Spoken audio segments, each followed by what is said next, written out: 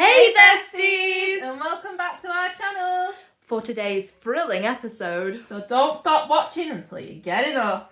And we wanted to say a big thank you to all of our brand new subscribers and everyone who liked and commented on our very first video. Which I have a few comments here. The first one is Crafty Business Zero. And they put, gotta be the Great British Bake Off musical. Ooh, okay. I've never seen that. I have never seen that one either. It is one that hasn't crossed my radar. No. I haven't listened to it. But I love the show. Like, Oh, yeah. as in the TV show. The TV show, absolutely iconic. Great British Yeah. Bake Off watching. Love it. We'll probably have to add that to my listen to list next. But I Yeah. love the suggestion. I Thank think you. that's something that we might need to go watch together. Yeah. And then we've got another one that's Guy Tubgay 3300. Guy. He put, it's too hard to choose. Oh, well, that's very true.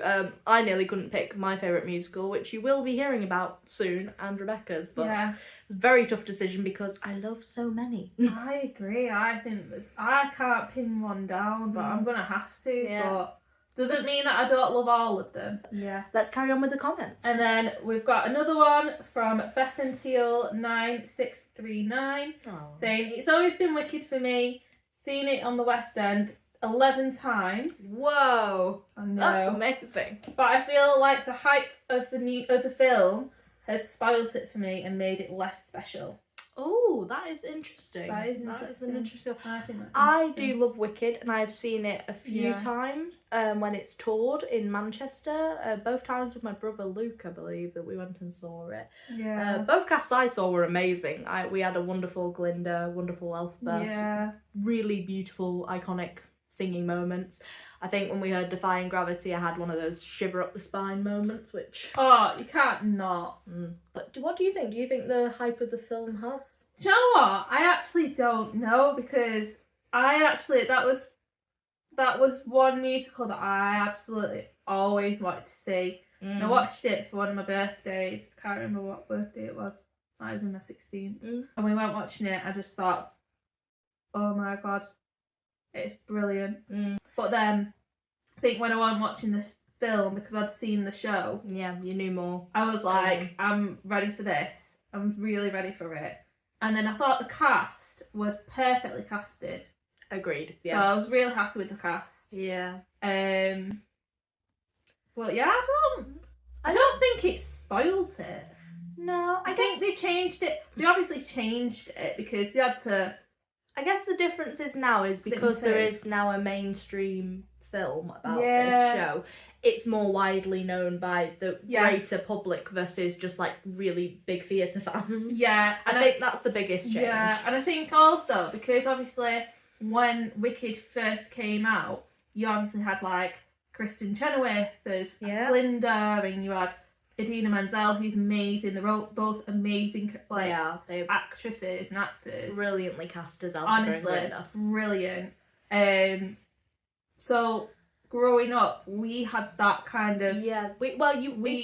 If you were a theatre fan Yeah. and you loved Wicked, then they were your Elphaba and Glinda. yeah. Versus like people who've maybe only seen the film, or Yeah. kids especially who have seen Wicked the film will have grown up with Cynthia and Ariana as Yeah. the Elphaba and Glinda. What I'm hoping is, and what I've actually noticed is, if they've never seen Wicked before and they've gone watching the show, Yeah. not the show, the film, they've then gone thinking, that was amazing, I want to watch it on stage now. Yeah. Then that's when they'll go watch the stage version. I think that is a good thing the film has done. It's like we're giving it to wider audiences Yeah. and made them maybe go, oh, I might want to see what this is like on the On stage. the actual stage, Like- where it first originally came. Yeah. But I guess it creates that sort of thing of like fans who will have only seen the movie, fans who who had seen the theatre show and loved that way before the movie. I actually saw the first part of Wicked, the film, and then also watched a theatre version of Wicked that was touring at the time. And I enjoyed both. I loved Wicked the musical before there was ever going to be a film. But I do think it's good that the movie brings in different audiences. I think that's... Yeah, I think so too. And I think also you've got like 3 versions of it really, because you've got the film version, you've got the stage version, and then also you've got the book that I think people forget about. I know I've never read the book. I do know that people say it's very different to the show that you get on stage and in I think the it's a bit darker, film. isn't it? Yes, I think it's a darker tale. I think we're gonna have to Who knows? read that. Maybe first reading. Yeah. Let us know. Do you want us to read? We should definitely read it. Should we read? Obviously, we love the film and we love the show. Yeah, but we've got a bit more here, though. Oh, we've got a bit more. Go on, yeah, then. she's not just bought that. My goodness! We're like So- we're in a rampage here. We went on quite the wicked tangent We there, did, but we hear wicked and we just go off. we do love it. But she also put. Go on. So now I think I'd say Phantom of the Opera, Oh, okay. which Phantom. is interesting. And she's put the music live is just something else. Wow. Okay, I've got to be real here. I've never seen Phantom of the Opera live. Phantom of the Opera, I watched it quite a while back, but I know I know, like, I've seen versions of it, but I've never seen it on actual like West End stage. I've really seen very little of Phantom of the Opera. Yeah. I know obviously the iconic songs, I think, and I know about the chandelier because I've seen clips of that in many musical theatre discussions and videos that I watch. But I have never seen the full show altogether, and it is one I want to watch because it is iconic. But So maybe it's something that we go watch together. I think it could be one that we I watch think it together. is. I think that's one we're putting on the list that will be one we go and see together, and we can do a full debrief on our thoughts because I really would love to hear some of these songs live. I would. And learn more, just watch the whole story unfold because, like I said, I know bits and bats from like watching versions that, like, I think in Garrett we've sang a few Phantom songs, so I do know some of the music, but I'm trying to think which ones we've sung. Masquerade. Yes. Yeah, we've done Masquerade once. I know that one. Thank you to everyone who commented. We really appreciated you commenting. It gives us stuff to chat with you guys about. And now I think we will talk about our favourite musicals. Yeah. Because we did promise this. We said in our last video, we said if you commented or if you could try and guess. We didn't have any guesses, which, you know, come on guys, have a go. Yeah, like... You may have been right. Yeah. So, should I go first? Don't mind. Okay, well, first up, I'll go first then. My favourite musical is Hamilton, and specifically the reason for this is because it's the first musical I did a full deep dive into, like, the fandom of Hamilton. I, like, listened to the soundtrack before I ever saw any clips or anything or ever saw any version of it. Listened to the whole soundtrack on repeat for many weeks. That's dedication. Yeah. That is such dedication. Started following, like, all the cast who I knew, like Lin-Manuel Miranda. I got quite obsessed with him. I love him. And then it was, like, my goal. I wanted to see this show at some point. And then when I found out it was coming over to the UK, to London, me and my brother were like, because I got Luke, my brother, obsessed with this show as well. I was like, listen to this, please, so we can talk. When I found out it was coming over here, we were both, like, I think, I was in uni, he was in college, I think, at the time, and, like, we were both, like, mithering our uncle to be like, hey, can you get the tickets, because we can't actually go on the website right now. And he did. My loving uncle got us these tickets, and we went to see it in the West End, and it was amazing. It was so good. It was like seeing this show that I'd, like, listened to the music to for so long live, like, was such a brilliant moment for me. So that had to be my favourite, I think, for these reasons. And the fact that, like, was it last year or the year before? I got tickets to go watch Hamilton for your birthday. You did, yeah. So you, me and our friend Jess. Yeah, so yes, we went to see it when it came to Manchester. That was the first time I'd watched it live as well. I loved it. That was my second time watching it live and still gave me the goosebumps. And I just love this show. It's got some great music. I have learned parts of the songs. You know my shot. I know my shot. You know the massive rap from my shot. That is my party trick that I claim. It is, honestly. If you want to see her do it, I'll do it. Comment down below. And I'll do the my get shot. us to do it because honestly, wow. But that had to be the winner for me as, like, my favourite musical. But like we said before, there's so many I love and hold a special place in my heart. Like Lion King was up there. That's my favourite film anyway of all time. A show on Broadway. But that holds such a special place in my heart because it's one of the only few times when I was younger that like they did the stampede scene. Shivers. I was like I was like drawn into this show. So that was a very close second, but Hamilton won for just being my first really big musical obsession. I actually forgot that The Lion King was a musical. But I remember watching it, I thought it was amazing. Right? I It's such a good one. And you have to be sat in the stalls for it though. Yes. You have to. You have to. Yeah. Or else you don't get the same vibe. That's another one that for my birthday a couple years ago, Luke got me tickets to when it was in Manchester, and we had one of the actors come and sing right next to us, and it was such a cool moment. When you sat in the stalls? Yeah. That's what you get when you sat in the It's stalls. so good. So yes, that was a really close second, like I was humming and hawing, but I had to give it to Hamilton on the basis that I did become very obsessed with that show. That was the winner for me, so go on. What? So mine... Oh, it's a hard one, but I think it's got to be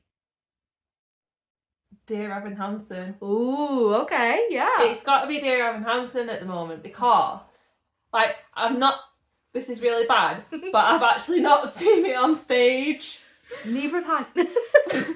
So I'm dying to go watch it. See, I've got quite a couple songs that I'm obsessed with. Like, Waiting Through a Window is like my favourite. It's such a good song. I just love the song, and I keep saying to my mum and dad, I'm like, if we did this song in the show, I want to do the whole song myself. I want to do the solo. Like I know all the words. This is her and moment. All the lyrics. It's like you in my shot. Yeah. I'm like that with this one. If you want to hear that, I mean, I'll get her to sing it. And I also cried. I know For Forever. Oh, that's such a good one as well. For Forever's great. It's such a touching song. One I always like. Though. They are really. It's very. The music in Dear Evan Hansen's got like quite. Requiem's another one. That was what I was about to say. Yeah, Requiem's like my favourite to sing. I love Requiem. And like, it's just so emotional. Yeah, but we actually did. I just remember we did see the Dear Evan Hansen movie together. We did, yeah. And that was we did. That was like one of the first like, let's go to the cinema. Did I think I said that to you that it was coming to the cinema, wasn't? Yeah, you did. And I was like, we need to go watch it. It's got Ben Platt in it. It's amazing. Ben Platt in it. I'd actually first seen him in Pitch Perfect. Same. I was literally about to do the joke of Ben Platt from Pitch Perfect. Yeah. Yeah, and then Amy Adams in it. Amy Adams. Giselle. I know. Herself. Oh my gosh. Whoa. Brilliant. She was so perfect for that. So that was our favourite musicals, guys. Yeah. So we actually gave you a pretty big hint on who we would be talking about today earlier in the video. Did you pick up on it? Did you guess? If not, we're going to tell you now. It was Michael Jackson.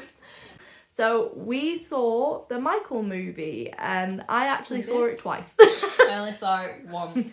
So me and my mum have been big Michael Jackson fans. She got me into Michael Jackson's music, and when we found out they were doing a movie of him, it was like, we need to see this in cinemas. So we went.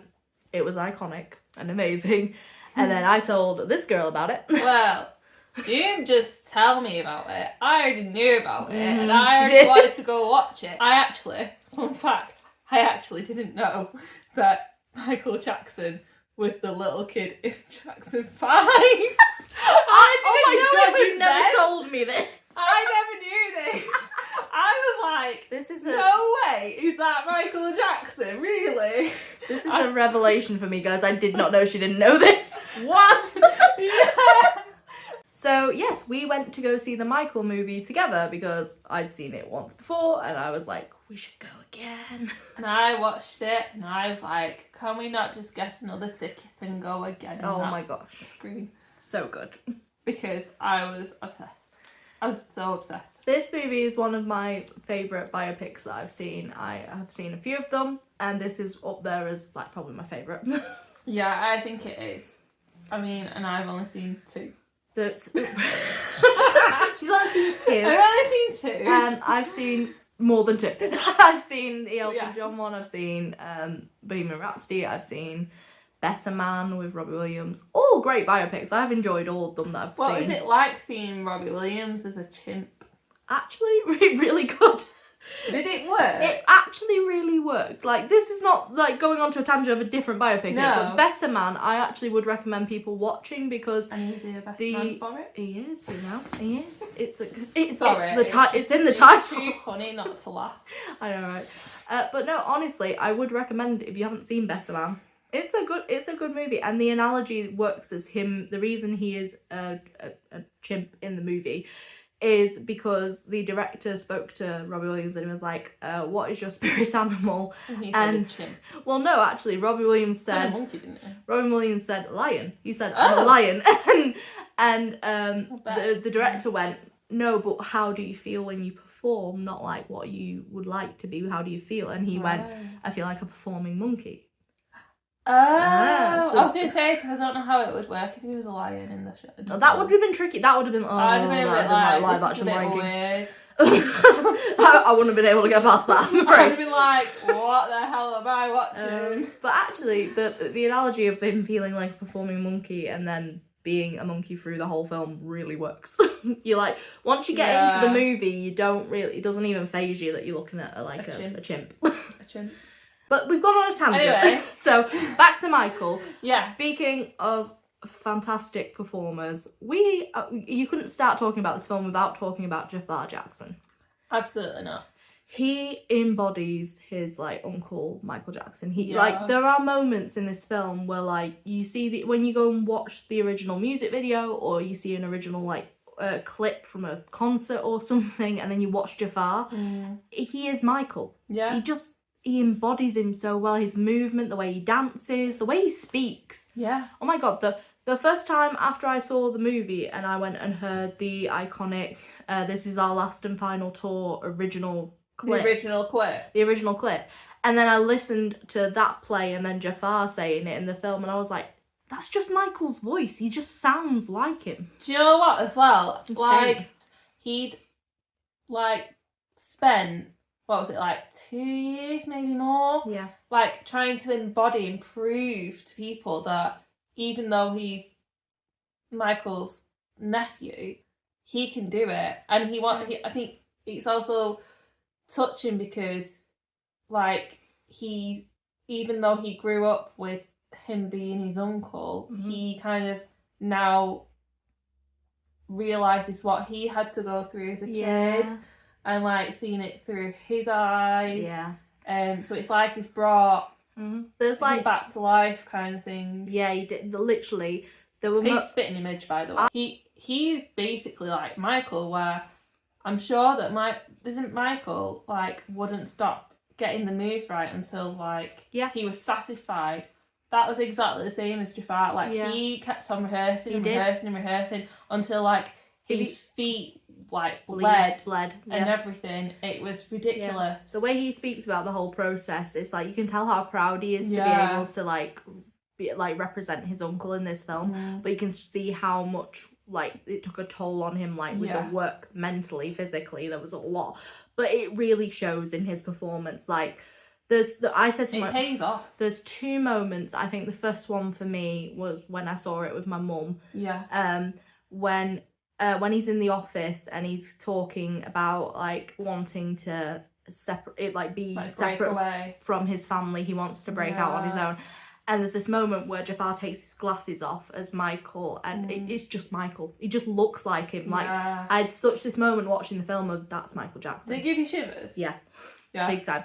Yeah. And then I'm trying to think, when I was watching it with you, I think another big moment for me when he just looked like Michael is I think it was actually towards the end of the film. It's when he's doing bad and there's this look to camera like over his shoulder, and it just looks like Michael when he's about to it just again gave me this moment of that's just Michael Jackson. I've also seen like interviews from like his family, like Jermaine, saying that when he watched it, it was like he was watching his brother. Yeah, that's how close Jafar looks. like Micheal. You can just see that he's like studied this really hard, and it comes through in those performances. Yeah. Him doing Thriller, insane. It was like, I felt like I was watching actual Micheal, right? Yeah. And it like, was ridiculous. I've seen so many people since put the Thriller dance next to each other. Like, I've seen loads of things that they put next to each other, and you're like, oh my god, they do look the same. The moonwalk. The moonwalk. Yeah, so we got to just praising Jafar. He's brilliant, but got to give also praise to the actor who portrayed young Michael Jackson. Do you have his name? Can you get it up on your? Get it up. Because we have to. He's called Giuliano. We have to give him his flowers. I can't flowers. remember his last name, so I'll guess it's up now. Here we go. Giuliano Valdi. Giuliano Valdi, you have got an amazing career ahead of you, young man. Do. All I'm gonna say, like, just as we said, Jafar embodied like Michael. Giuliano was young Michael. Just like, if you've seen any clips from the Jackson 5. That kid just nailed it. Do you not think he resembles him as well? He does. He really does. Like when he was a kid. Yeah, he does. So I looked back on pictures and I thought he looks like again spitting image. But honestly, I have to give Giuliano his credit. He like the dancing, the singing, the performing he did as young Michael Jackson, and also some of the like emotional scenes because he had quite a few like. The scene early on with hard scenes. He had like the scene early on with Joseph, and he had that challenging scene. It was so bad. It's ridiculous. Like, how can you do that to your own child? If you don't come out of this movie hating Joseph Jackson, there's something very wrong with you. The guy that played him was really good. He was amazing. That's Coleman Domingo, I think is his name. Coleman Domingo, that was it. And I've got to give him because that is a tough character. And I think whenever you're playing a villain, it's like it's gonna be hard anyway. It's tough, and I think it's hard anyway. I think sometimes when it's a more like like fantastical, evil, like pantomime almost evil villain, you can have more fun with it. But you're portraying a real person who was not a good person. No.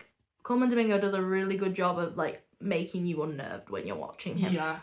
There's a particular scene, it's when he wants Michael to tour again with the Jacksons when he's older.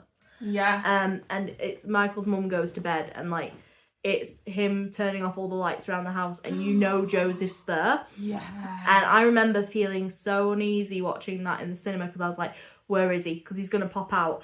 And like it's almost worse because he doesn't pop out of the dark like you're expecting. He's just waiting for him in his bedroom, and it really unnerves you. Do you know what I felt a bit nervous about, thinking something's going to happen here when Michael when he decided to have a nose job and he came back from the house. See, and his dad was just stood there, and I just thought he's just gonna come for him now. He's gonna come for him. This is what I'm saying about Coleman Domingo's acting, because like all he has to do is that he opens the door in that moment you're speaking about, and he just says Michael, and he's not gonna let Michael walk away without turning to face him. And Michael's had this nose job, so like you just felt the nervousness that they were trying to get you to feel in that moment, that like, oh God, is he going to do something?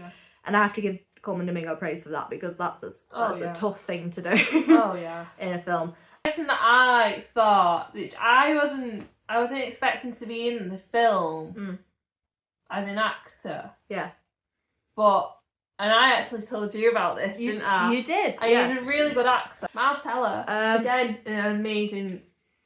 You actually picked up on him a lot quicker than I did, because I'd seen the film and I still didn't know who this man was. I just thought, great actor, well done, you portrayed that. I didn't know it was Miles Teller. Until you came watching it with me, and I was like, I think that's Miles Teller. And I was like, oh my God, you might be right. And we waited till the end, didn't we, of the credits, and I was like, I'm sure it's him. I'm sure it's him. If it's not, I'm really disappointed. And then it was. I was so buzzing. So yeah, he did a brilliant job as this role. Brilliant.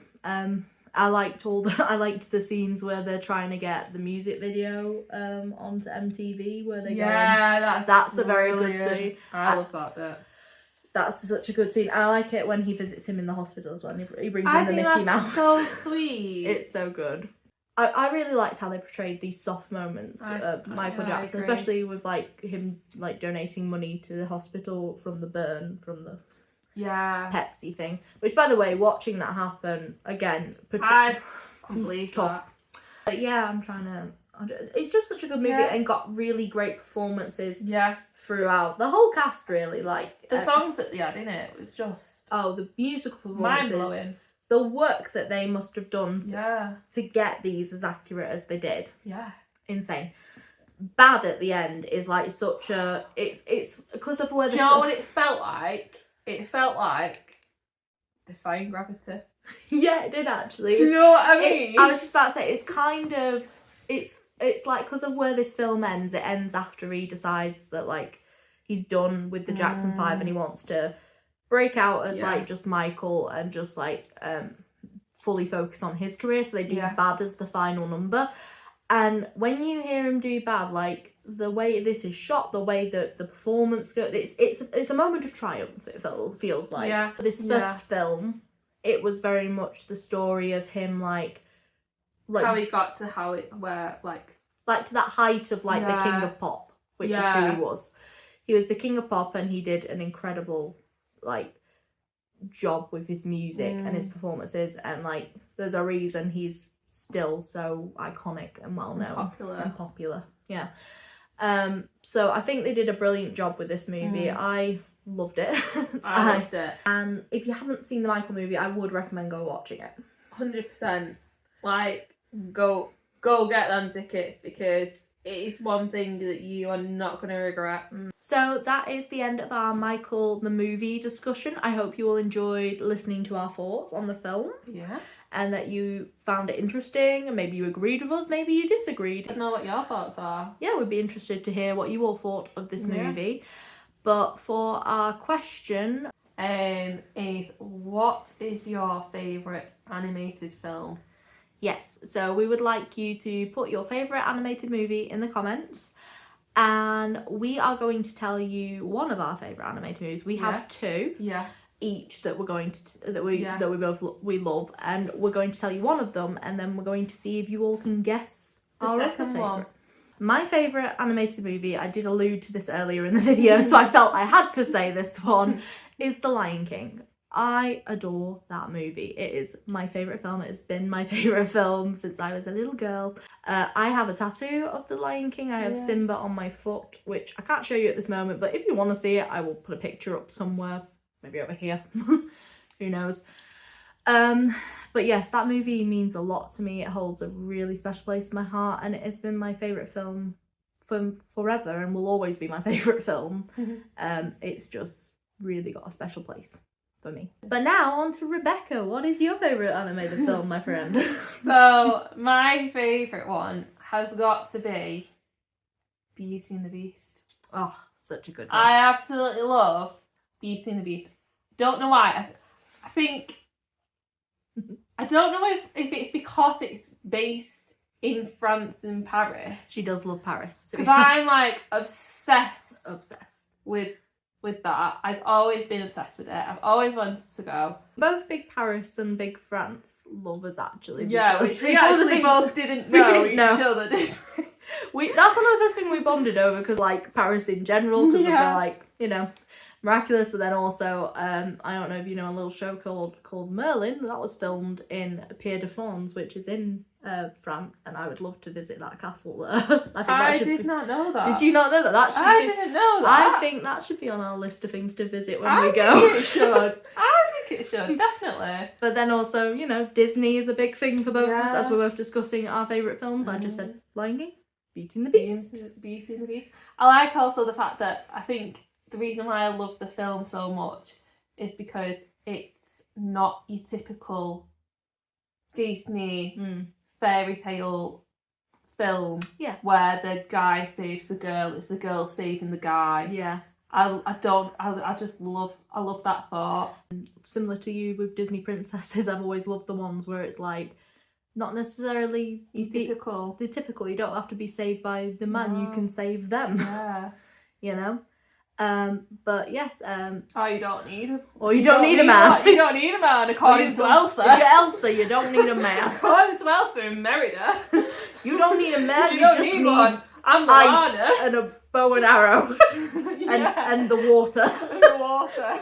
That's all you Ice need. powers, you need a bow and arrow and the water. That's our sum up. But single ladies, that's all you need. Yeah.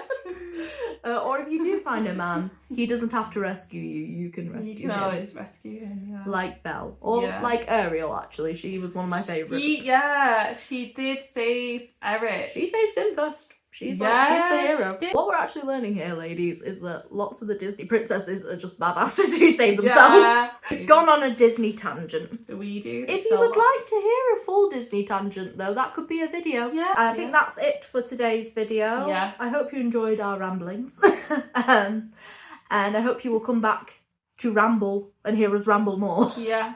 And please get into the rambling with us. Yes, please comment. As you can see before when we talked about the people who had commented, we went off on a bit of a tangent there as well. Yeah, we just go off on tangents, don't we? We do. That's kind of what this channel is. Yeah. It's one long tangent. Yeah.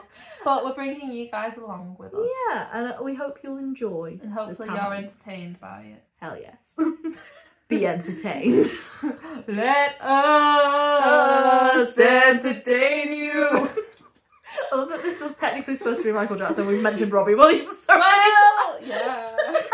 Well, it's still Robbie, we love you. biopic. Yeah, biopic. Yeah. We were talking about biopics, really. So it's part of it. But yes, I hope you liked our little mic setup as well. This is our little way of chatting to you all. Mike, and you'll see behind us we have our little subscribe button, which, you know, if I bring it forward, we want you to do this. Please. We want you to click the subscribe button. Yes, press the button. But not actually here on the screen. Hit on you just hit the microphone in mine. Hit the button. Knock your friend out and hit the subscribe button. That's hit the subscribe button down below. Not on the screen, on here. Yes. On this video. Not on this video. Not this one. This is just our We're lovely touching pillow. ours. We're touching ours. You touch your subscribe. Sorry. No, but seriously, please hit the subscribe button. Hit the subscribe button. We want you to join our crazy world of the OneBraincellBesties. Yeah. Join this got community. a little snippet of what it will be like. Yes. And how we are. And from this video going forwards as well, I will be putting links to everything down below. There will be links to Rebecca's channels or TikToks or pages, links to mine. And we will be setting up the OneBraincellBesties TikTok account and maybe an Instagram. I feel like we could do an Instagram, share some fun from behind the scenes, some fun pictures, maybe some clips that we edit out of this. Take you on our journeys. Take you on our journeys if we go anywhere together, you know. Yeah. But yes, please subscribe and comment below and like the video. And share. Yes, share this with your friends, your family. Say, hey, look at these two who we found to watch. Look at these two hooligans. Look at these two hooligans. We are such hooligans. Hooligans. It's a good word, that, isn't it? It is a good word. I put the subscribe back up. We're doing Miranda again. Oh no, good word, hooligans. Hooligans. Hooligans. Oh, it's very hard to say that. Hooligans. Oh, we love Miranda. We do. That is something that possibly you will be seeing on the TikTok pages. I think we should post some of our most iconic Miranda videos that we've made. I think so too, and I think we need to do a little snippet. Yes. Snippets. There will be snippets of clips from these videos. Good word. Snippets. Stop it! Bear with. Such fun. Bear with. We were doing that last night, weren't we? Yeah. But you know, we know that what we've done today has made us feel proud. Yeah. Why did you laugh? That's why. Goodness me. Why. I'm supposed to be Stevie. I know you are. That's why I thought you'd clock it, but you didn't. I didn't clock it. Clock it. Clock it. I clocked that. She can't. But yes, thank you again for watching our second video. Yeah. And we will hopefully be filming many, many more for you. Please check out our community posts. I think that is all for today. So we will say, bye, besties!